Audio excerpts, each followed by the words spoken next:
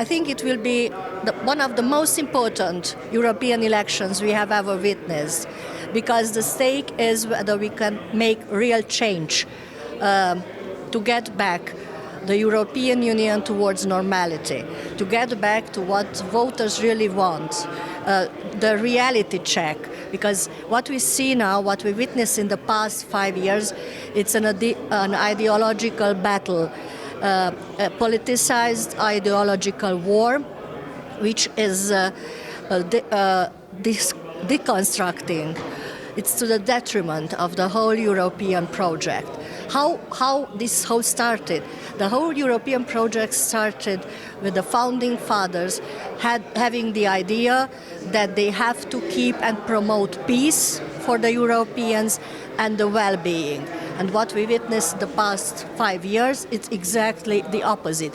It's not promoting peace, rather we see a psychosis of war.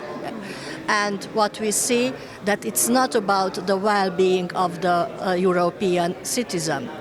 We have to stop illegal migration. We have to be able to defend our external borders. This is at stake, and the things are moving to the contrary. We have to be able to defend our values, our traditions, the Christian-rooted traditions and values in Europe, because this makes Europe rich and this makes Europe different. We have to be able to defend our children, that the parents should decide on their children's fate and not gender propaganda pursued by NGOs. So there are issues which have to be changed because the European Commission is leading this in a very wrong way.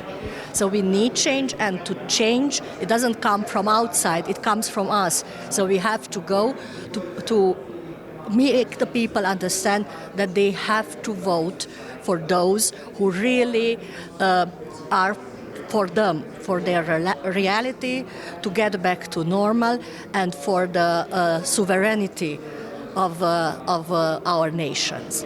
I do think that there is a problem in demography in Europe. I do think that it's a demographic winter.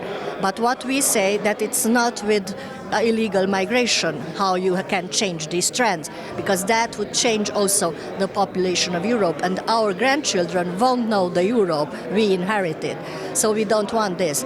The other option we have is to have very positive family policies, and that's what Hungary started now several years ago.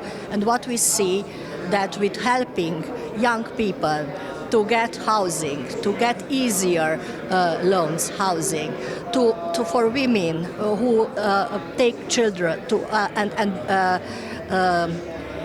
who decide to have children, not to pay taxes. So it's a lot of measures which can help to influence the decision to really have a family, have children, and what we are saying that each child which is wished to be born should be able to be born, because that's the role of the state to help this. So what we call it is family-friendly policy, and I do think that it could change in Spain, in France, anywhere else.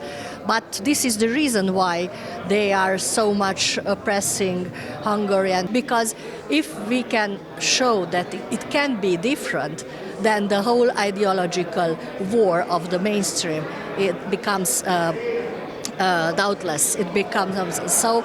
That's why we know that this is the pressure because of our values on us. But we won't change. We will keep our values, and I hope that the conservative forces in whole Europe will become strengthened out of this election. What we have witnessed during the past years, during this 5 years mandate with the PPE, is going towards left liberals and shifting from the original values. But it's a huge responsibility that everything can be turned back towards the normality, what is so much desired in Europe.